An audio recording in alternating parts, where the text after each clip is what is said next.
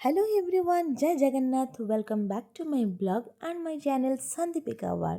तो ସମସ୍ତଙ୍କୁ ମୋ ତରଫରୁ happy Dussehra and happy Vijaya ଦଶମୀ।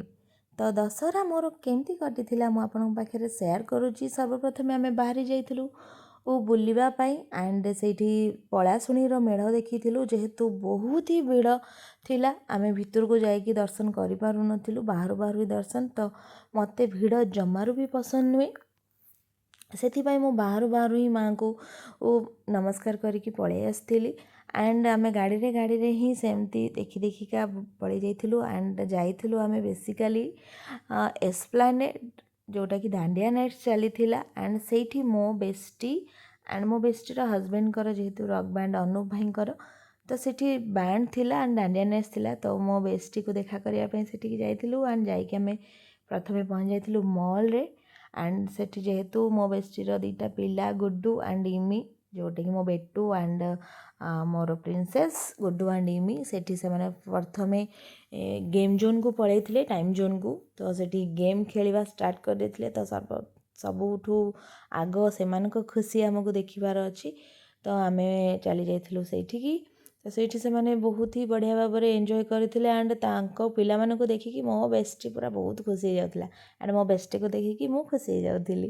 ଦେଖନ୍ତୁ ଏଠି ପିଲାମାନେ ବହୁତ ହି ଭଲ ଭାବରେ ଏନ୍ଜୟ କରୁଥିଲେ। ଯେହେତୁ କାର୍ଡ଼ ରିଚାର୍ଜ ହେଇଥିଲା, ତ ରିଚାର୍ଜ ନ ସରିବା ପର୍ଯ୍ୟନ୍ତ, ସେତିକ ମାନେ ବାଲାନ୍ସ ନ ସରିବା ପର୍ଯ୍ୟନ୍ତ ଏ ପିଲାମାନେ ସେଠୁ ବାହାରିବାର ନାଁ ହିଁ ଧରୁନଥିଲେ। ତ ଏଇଠି ଦେଖନ୍ତୁ ତାଙ୍କ ସହିତ ଆମେ ବି ପିଲାମାନଙ୍କ ଭଳିଆ ହେଇଯାଉଥିଲୁ ଦେଖିକି। ଆମେ ବି ସେଠି ବହୁତ ଏନ୍ଜୟ କରୁଥିଲୁ ଆଣ୍ଡ ବହୁତ ହି ସେଦିନ ଭିଡ଼ ହେଇଥିଲା। ଆଣ୍ଡ ତା ଭିତରେ ଆମେ ମଝିରେ ଯାଇକି କିଛି ସ୍ନାକ୍ସ ବି ସେଠି ଖାଇ ଦେଇଥିଲୁ, ସେଟାର ଭିଡ଼ିଓ କରିବା ଭୁଲି ଯାଇଥିଲି। ତ ଏଇଠି ଦେଖନ୍ତୁ ମୋ ବେଟୁକୁ ଆଣ୍ଡ ସନ୍ଦୀପ ତାକୁ ପୁରା ଗୋଡ଼େ ଗୋଡ଼େ ଜଗିଥିଲେ। ତାକୁ ସନ୍ଦୀପ ଗାଇଡ଼ କରିଦେଉଥିଲେ, ଏଇଟା କର ସେଇଟା କର। ସନ୍ଦୀପ ବି ତାଙ୍କ ସାଙ୍ଗରେ ଗୋଟେ ପିଲା ହେଇଯାଇଥିଲେ। ତ ଭଲ ଲାଗୁଥିଲା ଦେଖିକି ଏମିତି ଏନ୍ଜୟମେଣ୍ଟ ପିଲାମାନଙ୍କର ଆଣ୍ଡ ଆମମାନଙ୍କର। ଆଉ ମୋତେ ତ ସବୁଠୁ ବେଶୀ ଖୁସି ଲାଗୁଥିଲା ମୋ ବେଷ୍ଟି ସାଙ୍ଗରେ ମୋର ଦେଖା ହେଇଥିଲା। ତାଙ୍କୁ ଯେତେ ମୁଁ ତଳକୁ ଡାକୁଥିଲି ସେମାନେ କେହି ଶୁଣୁ ବି ନଥିଲେ। ଆରେ ଚାଲ ଚାଲ ଟିକେ, ଆମେ ବି ଏନ୍ଜୟ କରିବାକୁ ଚାହୁଁଛୁ, ଆମେ ବି ଟିକେ ଦାଣ୍ଡିଆ ନାଇଟ୍ସରେ ଟିକେ ଡାନ୍ସ କରିବାକୁ ଚାହୁଁଛୁ। ତ କେହି ବି ମୋ କଥା ଶୁଣୁନଥିଲେ। ଲାଷ୍ଟରେ କେତେ ଡାକିଲା ପରେ ସେମାନେ ରାଜି ହେଇଥିଲେ। ଆଣ୍ଡ ଗେମ୍ ତାଙ୍କର ସରିଯାଇଥିଲା ଆଣ୍ଡ ଆମେ ତଳକୁ ଆସିଥିଲୁ, ଯେଉଁଠିକି ଦାଣ୍ଡିଆ ଫ୍ଲୋର୍ସ, ଯେଉଁଠିକି ଲନ୍ରେ ହେଉଥିଲା ତାଙ୍କର। ତ ସେଇଠି ରକ୍ ବ୍ୟାଣ୍ଡ ବି ଚାଲିଥିଲା ମୋ ଅନୁ ଭାଇଙ୍କର।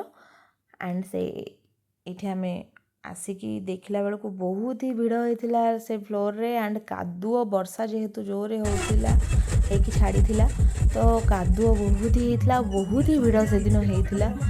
ଆମେ ଯାଇଥିଲୁ ଆଣ୍ଡ ଆମେ ତ କେଉଁଠି ବି ଟିକେ ଫ୍ଲୋରରେ ଡାନ୍ସ କରିବାକୁ ଜାଗା ପାଇନଥିଲୁ। ଲାଷ୍ଟରେ ଆମେମାନେ ଦିମାଗ ଖଟେଇକି ଷ୍ଟେଜ୍ର ବ୍ୟାକ୍ ଷ୍ଟେଜ୍ ଯାଇକି ଆମେମାନେ ଗୋଟେ କଣରେ ସେଇଠି ଆମ ଜାଗା ବନେଇ ଦେଇଥିଲୁ। ଦେଖନ୍ତୁ କାଦୁଅ ପଚ ପଚରେ ଆମେ ପୁରା ଡାନ୍ସ କରୁଥିଲୁ। ଦେଖନ୍ତୁ ସେ ଯାହା ବି ହଉ, ଏଇ ଟାଇପ୍ର ଏନ୍ଜୟମେଣ୍ଟର ମଜା ହିଁ କିଛି ଅଲଗା। ତ ଏଇଠି ପାଗଳଙ୍କ ଭଳିଆ ଯାହା ଆସୁଥିଲା ମୁଣ୍ଡରେ, ଯାହା ଆସୁଥିଲା ନାଚୁଥିଲୁ ଆମେ। ଯାହା ଗୀତ ବାଜୁଥିଲା, ଡିଜେ ବାଜୁଥିଲା, ଯାହା ବି ହେଉଥିଲା ଆମେ ଡାନ୍ସ କରୁଥିଲୁ ଏଠି।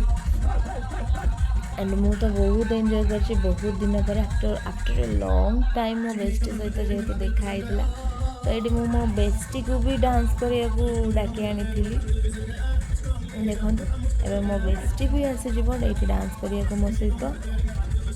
ଆଣ୍ଡ ଆମେମାନେ ବହୁତ ହି ଏନ୍ଜୟ କଲୁ ସେଦିନ। ଦେଖନ୍ତୁ ଇଏ ହେଲା ମୋ ବେଷ୍ଟି ଜ୍ୟୋତି, ଆମେ ଦୁଇଟା କାର୍ଟୁନ୍, ଇଏ ହେଲା ମୋ ଝିଅ ଇମି। ତ ଡାନ୍ସ ଫାନ୍ସ ସରିଲା ପରେ ବହୁତ ହି ହାଲିଆ ହେଇଯାଇଥିଲୁ। ଆଣ୍ଡ ସେମାନେ ସେଦିନ ଫଟୋ ଆମେ ତାପରେ ସୁଟ୍ କରିକି ଆମେ ତାପରେ ବାହାରି ଆସିଥିଲୁ ଘରକୁ। ତ ସେଠି ଆସିଲା ବେଳେ ଆମେ ଦେଖିକି ଆସିଥିଲୁ ରସୁଲଗଡ଼ର ମେଢ଼। ରସୁଲଗଡ଼ର ମେଢ଼ ବହୁତ ହି ସୁନ୍ଦର ହେଇଥିଲା ଆଉ ବହୁତ ଭିଡ଼ ବି ହେଇଥିଲା। ତ ମୋ ମୁଣ୍ଡ ବିନ୍ଧା ହୁଏ ଭିଡ଼କୁ ଦେଖିଲେ। ସୋ ମୁଁ ଜଲ୍ଦି ପଳେଇ ଆସିଥିଲି ଘରକୁ, ଆମେମାନେ ପଳେଇ ଆସିଥିଲୁ। ତ ଆମର ଦଶହରା ତ ଏମିତି କଟିଥିଲା। ଆଣ୍ଡ ତାପରେ ଏଇସବୁ ଥିଲା ଆମର ସେଦିନର କିଛି ସ୍ନାପ୍ ସବୁ। ଆଣ୍ଡ ଆମର ତ ଦଶହରା ଏମିତି କଟିଥିଲା। ତ ଆପଣମାନଙ୍କର ଦଶହରା କେମିତି କଟିଲା କମେଣ୍ଟ ବକ୍ସରେ ନିଶ୍ଚିନ୍ତ ଜଣାଇବେ। ତ ଆଉ ଥରେ ମୋ ତରଫରୁ ଦଶହରାର ହାର୍ଦ୍ଦିକ ଅଭିନନ୍ଦନ ଓ ଶୁଭକାମନା ସମସ୍ତଙ୍କୁ। ଦେଖା ହେବ ଆଉ ଗୋଟେ ବ୍ଲଗ୍ରେ। ତ ସେ ପର୍ଯ୍ୟନ୍ତ ରହୁଛି। ଜୟ ଜଗନ୍ନାଥ।